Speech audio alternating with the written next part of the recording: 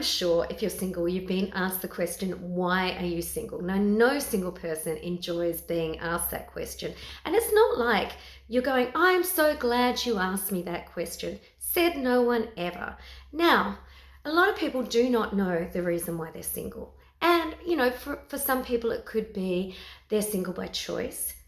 Others, it could be they're single because they're scared of commitment.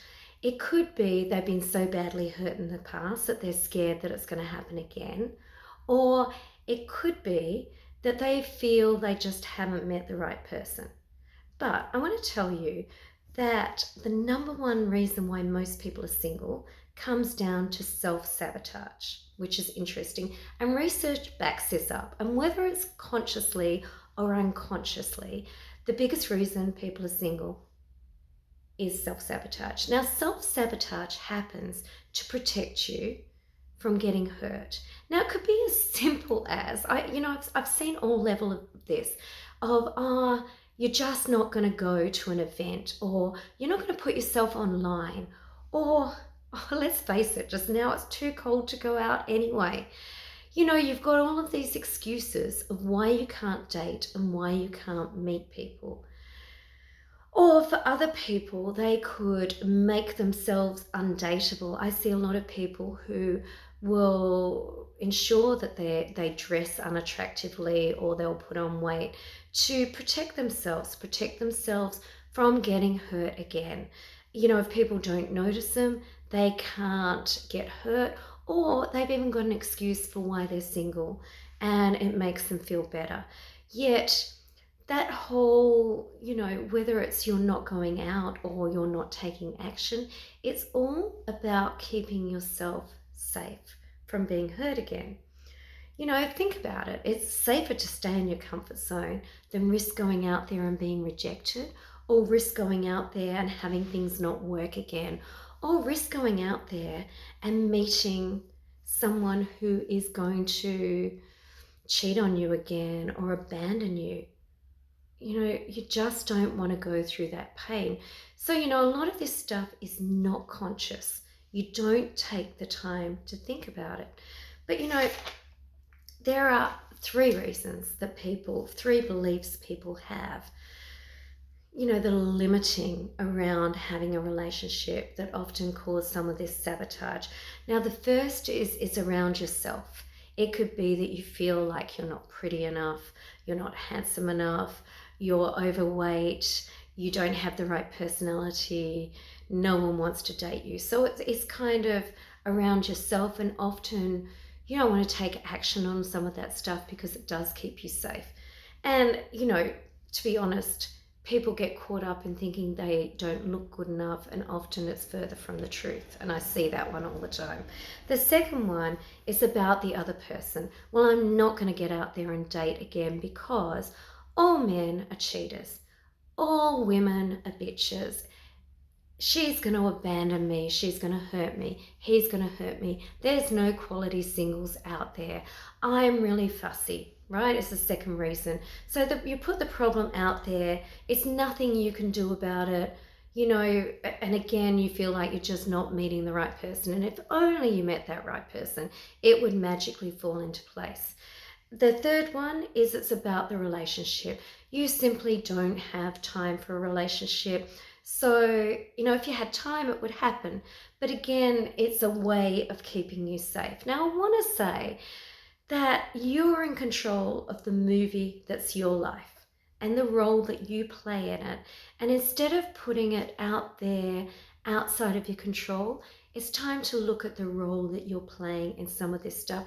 And it can be tricky. When I work with singles in this area, it is really, getting to the bottom because of what those things are where you're protecting yourself from getting hurt. And sometimes it takes an honest look at yourself to see where you're self-sabotaging it. We often can't do that by ourselves. Yet if you want that amazing relationship, it's time to stop some of the things that you're doing that's blocking love in your life.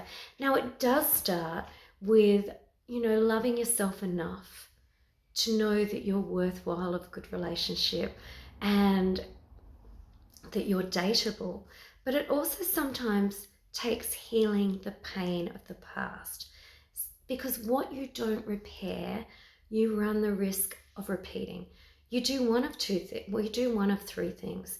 You will, if you get back out there, you'll repeat the situation again. It's why a lot of people end up dating people who cheat on them over and over again. They haven't repaired whatever it is in them to stop the history repeating, okay? The other thing is they can, if you don't repair it, you just won't feel safe to allow yourself to go out there and date.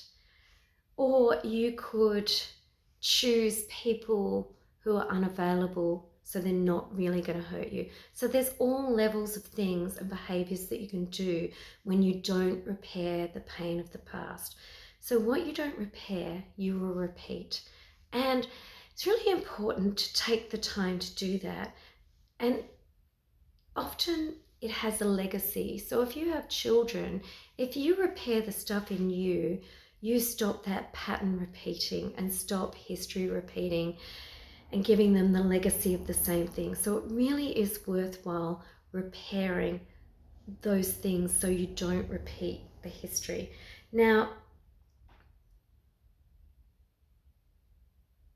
you've had, sorry, I was just looking at my notes so I didn't miss something that I wanted to say. Sometimes these patterns have existed in you for decades. So it can take a little bit of work on your behalf to change them. But when you change them, the results are wonderful and will change your life once and for all.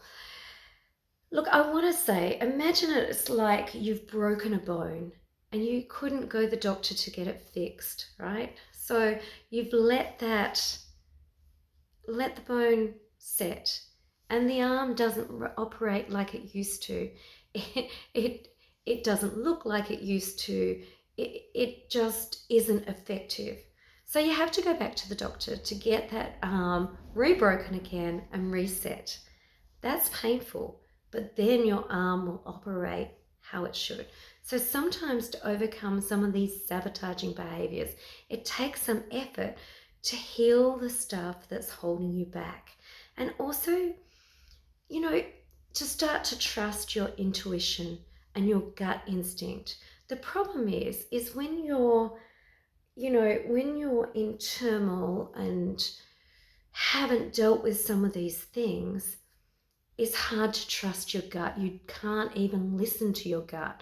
So taking some time to heal so you feel safe to trust yourself.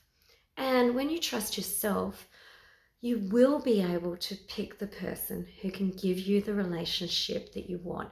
Now, this is a big subject for a video, and it's not a one size fits all. So when I coach someone, I will work on a program to work through some of the stuff so you can open to love again, so you can trust in someone again, and stop having the things that hold you back and limit your ability to let love in. I mean, we often have these massive walls in place, but what they end up doing is they end up putting off the right people as well as the wrong people, because that you're too much armor, too much protection, too much not being able to trust someone. And I do find it, interesting that like will attract like. And often when you believe you're going to get hurt, you often will let someone into your life that will hurt you because of that belief. So shifting those beliefs will go a long way to change the results that you get. Anyway, my name is Debbie Rivers. I'm a relationship coach. And if you find yourself stuck in the rabbit hole of self-sabotage, maybe you hadn't even realized some of the things that you're doing is self-sabotage, reach out to me. It's where I help my clients move from that so they can accept and let healthy love into their lives, because it's never too late to have the love and the relationship that you want. Anyway, whatever you do, I hope it puts a smile on your face. And if you've got some value from this video, please, I can't even say my words properly, click the red subscribe button and then you'll get free content from me. Anyway, take care. Bye.